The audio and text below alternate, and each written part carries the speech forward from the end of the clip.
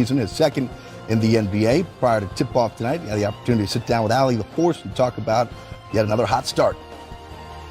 The 20-year-old from St. Louis showing he's a playoff star already. This kid is good.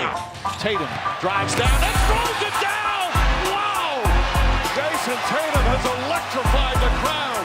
You're carrying the team. You're one game away from the NBA Finals. What was that pressure like to you, or did you not even have enough time to think of it as pressure?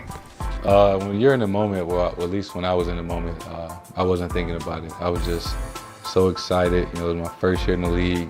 We were playing the best player in the world, going 7 straight times. For it to be my first year was all I could ask for. It was a great learning experience. People think, yeah, Kyrie's back now, Hayward's back now, like it's all a big party, woohoo, we're gonna be outstanding, but clearly it doesn't happen that quickly. So how's the process been figuring out how everybody contribute the best and what everybody's roles are on this team? It's a day-to-day experience. It's not easy, especially with the team we had last year, and adding 2 guys that we definitely need. Brad has his hands full, but he's the right guy for the job. He definitely knows what he's doing. We all get along with each other. I think it's everybody's not trying to step on each other's toes. So once we can learn what works best for us and figure things out, we'll be all right. Tatum with the dribble and the pull-up. Got it. Are you kidding me right now?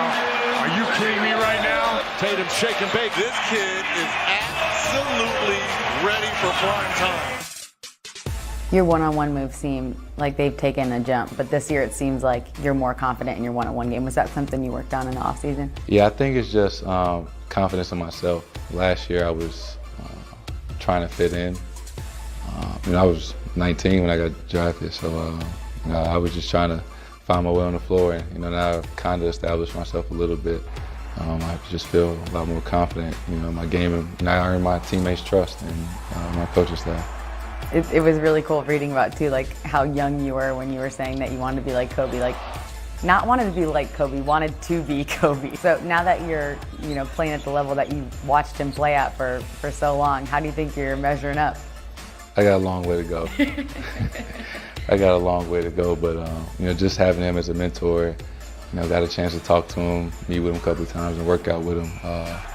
It really meant the world to me.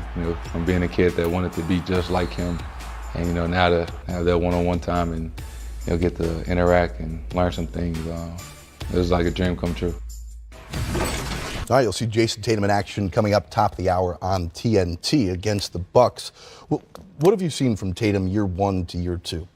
More offensive aggression, meaning a lot of times when you're a young player and you're playing with a Kyrie Irving, you're playing with Al Horford, you're playing with veteran guys, and you're trying to win championships possibly, and you make a move and someone cuts you off, then you say, okay, let me move the ball.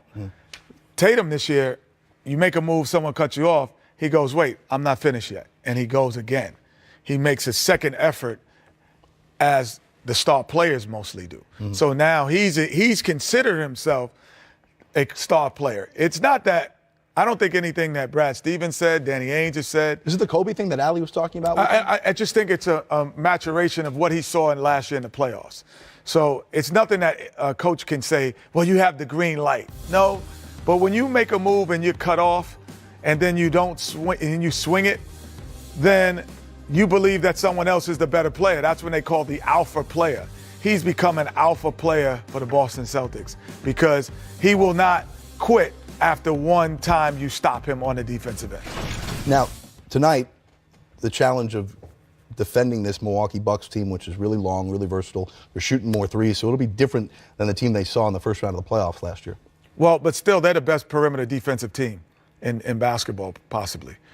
Between Brown, who's not playing, but Brown, Tatum, Hayward now, all of those guys defensively on the perimeter, Kyrie, they're able, Terry Rozier, Smart, able to defend the three. So when they played Milwaukee last year, and they played anyone, honestly, especially Philadelphia, they were able to lock down the perimeter. Yeah. And they made guys put the ball on the floor. The problem is Middleton and Giannis are really good. And even Bledsoe are really good in between and to the layup. So it's not a clear advantage running them off the three anymore.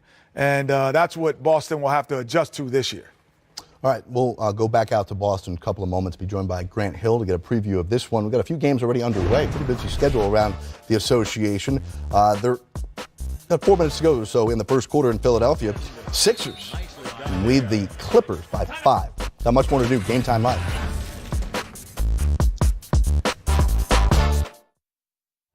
The King has gone crazy, making